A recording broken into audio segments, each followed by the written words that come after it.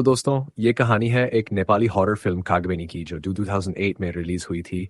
इसकी IMDb rating है 7.4 और सच कहूँ तो ये सिर्फ एक हॉरर फिल्म नहीं है। ये इमोशंस, मिस्ट्री और फोकलोर से भरी एक अलग ही दुनिया है। कहानी की शुरुआत होती है कृष्ण नाम के एक लड़के से जो सालों बाद मलेशिया से अपने गांव लौट रहा होता है। वो वहां काम करता था अपनी जिंदगी बेहतर बनाने के लिए, लेकिन अब लौट रहा है पुराने दोस्तों रमेश और विष्णु से मिलने। रास्ते में एक अजीब सी पगली सी औरत उसके सामने आ जाती है। वो कुछ कहना चाहती है, शायद कोई चेतावनी, कोई गुजारिश, बट कृष्ण डर के मारे भाग जाता है। वो नहीं समझ पाता कि उस औरत की आंखों में क्या था, डर, दर्द या कुछ और। गांव में रमेश और विष्णु एक पुराने दोस्त की तरह मिलते हैं। रमेश, जो आजकल सेब के जूस से शराब बना रहा है, अपने क्रश तारा के बारे में बात करता है। लेकिन उसे दुख होता है जब पता चलता है कि तारा के पिता को रमेश पसंद नहीं है। दोस्ती और प्यार के बीच की उलझन साफ महसूस होती है। तीनों दोस्त मिलकर कुछ मस्ती करते हैं, पर गांव के लोग जल्दी नोटिस ले लेते हैं। उन्हें वहां से भगा दिया जाता है। रात होती है और रमेश अपने बिजनेस के बारे में कृष्ण को बताता है। कृष्ण को लगता है कि रमेश की चीजें शहर में चल सकती है, लेकिन रमेश खुद को सीमित महसूस करता है। कहता है कि उसके पास वहां कोई कांटेक्ट नहीं है। फिर एक मौका मिलता है, एक डील लगती है और रमेश कृष्ण को साथ लेकर शहर के लिए निकलता है। रास्ते में ठंड से कांपते हुए दोनों आग जलाकर बैठते हैं। तभी वहां एक अजीब बाबा आते हैं जिनका हुलिया अघोरी जैसा है। कृष्ण उन्हें देखकर इंसानियत दिखाता है, उन्हें कंबल देता है, आग के पास बुलाता है। बाबा उसकी दरियादिली से खुश होते हैं और उसे एक बंदर का हाथ देते हैं। वो कहते हैं कि ये कोई आम चीज नहीं है, हजारों साल पुराना एक शक्तिशाली बंदर का हाथ है। जो भी विश मांगी जाएगी वो पूरी हो जाएगी। लेकिन साथ ही वो एक चेतावनी भी देते हैं, ये सिर्फ उसी के लिए है जो इसका मालिक है। अगर किसी और ने इसे इस्तेमाल किया तो उसका अंजाम बहुत भयानक होगा। कृष्ण सोच में पड़ जाता है, क्या यह सच है? क्या उसकी जिंदगी अब बदल सकती है? लेकिन जो सबसे जरूरी बात थी वो रमेश ने सुनी ही नहीं। उसे उस चेतावनी का पता नहीं था। यहीं से कहानी एक मोड़ लेती है और आगे क्या होता है वो इस जादुई हाथ के इस्तेमाल और इंसानी लालच से जुड़ा है। ये फिल्म डराती है, लेकिन उससे ज्यादा सोचने पर मजबूर करती है कि अगर हमें वो सब मिल जाए जो हम चाहते हैं बिना उसकी कीमत चुकाए, तो क्या वो वाकई में वरदान है या एक खतरनाक श्राप? अगली सुबह कृष्ण और रमेश उठते हैं तो देखते हैं कि बाबा वहां से जा चुके हैं।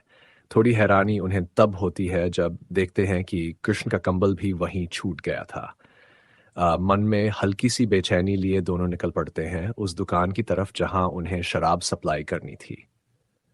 दुकान के पास ही कृष्ण की आंटी का घर था। कृष्ण सोचता है चलो आंटी से मिल लेते हैं। आंटी से मिलने के बाद रमेश भी बोतलें देकर पैसे इकट्ठा कर लेता है।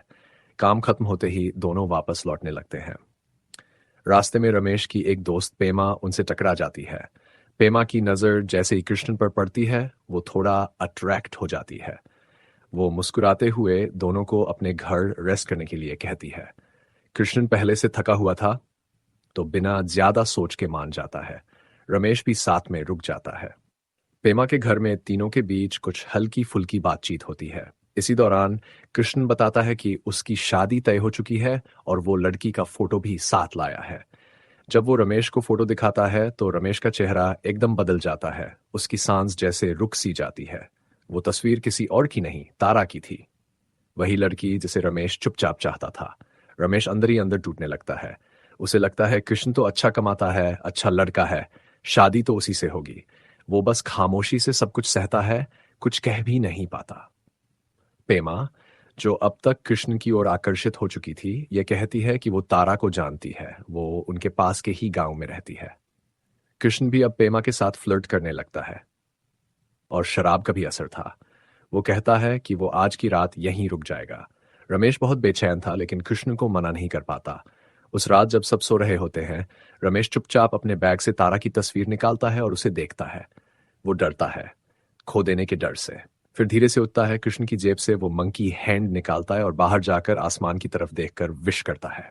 अगले दिन जब दोनों पेमा के घर से निकलते हैं तो रमेश थोड़ा उदास सा लगता है। कृष्ण उसका चेहरा पढ़ लेता है। शायद उसे पिछली रात ही समझ आ गया था कि रमेश को तारा पसंद है और शायद ये भी कि मंकी हैंड उसने ही यूज किया था। रास्ते में एक पुल पार करते हुए रमेश के मन में अजीब से ख्याल आते हैं। वो सोचता है अगर कृष्ण रास्ते से हट जाए तो शायद तारा मेरी हो सकती है। वो कल्पना करता है कि कैसे वो कृष्ण को पीछे से धक्का दे देता है, लेकिन फिर अचानक उसका ध्यान टूटता है। ये सब सिर्फ उसके मन के अंदर चल रहा था। थोड़ी ही देर बाद पहाड़ी रास्ते पर चलते वक्त एक पालतू का दौड़ता हुआ आता है और कृष्ण से टकरा जाता है। कृष्ण लड़खड़ाकर नीचे की ओर फिसलने लगता है। रमेश घबरा जाता है, तुरंत रस्सी लाकर कृष्ण की ओर फेंकता है। कृष्ण रस्सी को पकड़ लेता है। रमेश उसे खींचने की कोशिश करता है, लेकिन तभी उसके हाथ से रस्सी फिसल जाती है। क्या यह हादसा था या रमेश का कोई और इरादा था, या शायद किस्मत ने फैसला पहले ही कर लिया था? ना ही किसी अपने की जिंदगी का दुश्मन बन बैठा हो। कृष्ण को जिस तरह से मारा जाता है वो पल ऐसा था जैसे रमेश ने खुद उसे मरने दिया। वहीं उस वक्त वो पागल औरत भी दिखाई देती है ठगा, जिससे कृष्ण की शुरुआत में मुलाकात हुई थी। उसकी आंखों में एक अजीब सी सच्चाई झलकती है, जैसे उसे पहले से पता हो कि क्या होने वाला है। इसके बाद कहानी हमें 9 साल आगे ले जाती है। एक बच्चा वरदान, जिसे टीचर ने स्कूल में सजा दी है क्योंकि वो अपना होमवर्क नहीं कर पाया। धीरे धीरे हमें पता चलता है कि वो रमेश और तारा का बेटा है। यानी हादसे के बाद रमेश ने तारा से शादी कर ली थी। दोनों अब एक सामान्य सादा जिंदगी जी रहे हैं।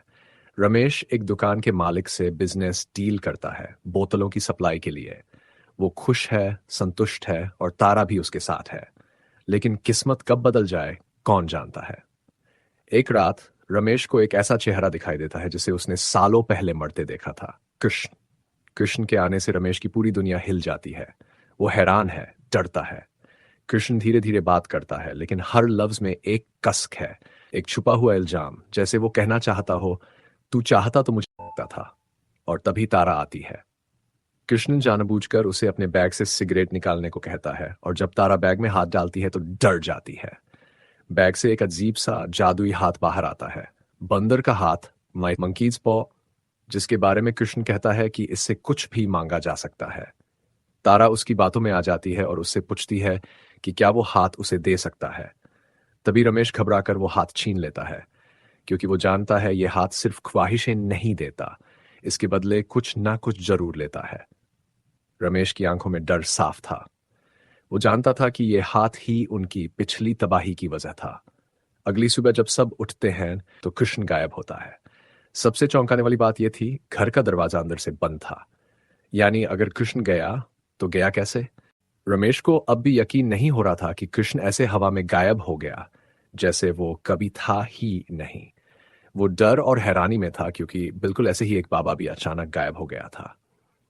लेकिन कृष्ण की रहस्यमयी गायब होने के बाद रमेश की जिंदगी में एक और बड़ी मुसीबत आ गई थी। उसने 500 बोतलों की डील की थी, पर अब तक सिर्फ 5 ही बना पाया था। अगली बोतल बनाने के लिए उसे जिन सेबों की जरूरत थी वे अभी पकने में 1 महीना और लेने वाले थे। वो बेबस था, कुछ कर नहीं सकता था। इसी दौरान एक रात जोरदार तूफान आया। ऐसा तूफान कि कोई भी इंसान घर से बाहर नहीं निकला। जब सुबह हुई, रमेश दौड़ा दौड़ा अपने खेतों की ओर गया, लेकिन उसके होश उड़ गए। सारे सेब पेड़ों से गिरकर सड़ चुके थे। उनका जूस अब किसी काम का रहा था। सप्लाई देने की आखिरी तारीख बस 1 हफ्ता दूर थी। ये उसकी जिंदगी की सबसे बड़ी परेशानी बन गई थी। और उसी दौरान जिससे रमेश ने एक्स्ट्रा सेब खरीदने की डील की थी, उसने खुद की जान ले ली। रमेश को यह डर खाया जा रहा था कि कहीं उसे भी ऐसा कोई कदम ना उठाना पड़े। तारा ने उसे समझाया कि वो शहर जाकर कंपनी से थोड़ा और वक्त मांगे, क्योंकि सबने देखा था कि यहाँ एक पत्थर गिरा था, यानी कुछ गड़बड़ जरूर थी। लेकिन रमेश ने मायूस होकर कहा, उन्होंने मुझसे लीगल पेपर साइन करवाए हैं, वो मेरी बात नहीं मानेंगे। आखिरकार तारा के कहने पर वह उस कंपनी के मालिक से मिलने गया। उसने अपनी पूरी परेशानी बताई, लेकिन मालिक मालिक भड़क गया। वो चिल्लाया, मैंने तुझे एडवांस में पैसे दिए ताकि टाइम पर माल मिल जाए, और तू अभी तक 65 बोतलें भी पूरी नहीं कर पाया है। फिर गुस्से में आकर उसने रमेश को 1 हफ्ते और का समय दिया और धमकाया कि अगर काम पूरा नहीं हुआ इफ तो नतीजे भुगतने होंगे। यहां तक कि रमेश ने देखा कि उस मालिक की नजरें तारा पर भी ठीक नहीं थीं। वो डरा हुआ था कि कहीं पैसे ना देने की हालत में उसकी बीवी की इज्जत ही ना दांव पर लग जाए। अब रमेश दिन रात चिंता में डूबा रहता। तभी एक रात तारा चुपचाप मंकी स्पैम को घर से बाहर ले जाती है, वही अजीब सी चीज जो कृष्ण ने जाते वक्त उनके घर में छोड़ दी थी। उसे नहीं पता था कि वो कृष्ण की आत्मा थी या खुद कृष्ण, लेकिन हवा में कोई इंसान ऐसे गायब नहीं होता। तारा उससे विश करती है कि उनकी सारी परेशानियां खत्म हो जाएं, लेकिन उसने सही से विश नहीं मांगी थी। और यहाँ नियम था कि ओनर के अलावा अगर कोई और विश करेगा तो उसके भयानक अंजाम होंगे, और ओनर अब भी कृष्ण ही था। अगली सुबह रमेश का दोस्त विष्णु दौड़ता हुआ आता है और एक खौफनाक खबर देता है। उनका बेटा वरदान अब इस दुनिया में नहीं रहा। खेलते समय उसके ऊपर ट्रैक्टर चढ़ गया। गांव वालों ने मिलकर उसकी लाश निकाली और तारा चीख चीख कर रोने लगी। इस हादसे ने रमेश और तारा को तोड़ दिया। दोनों अंदर से बिखर गए। और जैसे ये सब कम था, वही कंपनी का मालिक गांव आकर घोषणा करता है कि अब रमेश को हंदिसी वाले डेड नहीं, बल्कि अब 5 लाख देने होंगे, क्योंकि उसने डील तोड़ी थी। रमेश की जिंदगी अब पूरी तरह बिखर चुकी थी, लेकिन कहानी अभी खत्म नहीं हुई थी। बड़ा हादसा हो चुका होता है। वो अब पहले जैसा नहीं रहा, ना मानसिक रूप से और ना ही आर्थिक रूप से। एक दिन उसे सातुन 500 वोटर्स का ऑर्डर पूरा करना होता है, लेकिन हालात ऐसे हैं कि वो ये कर नहीं पाता। इसी दौरान उसके बच्चे की मौत हो जाती है एक ट्रैक्टर एक्सीडेंट में।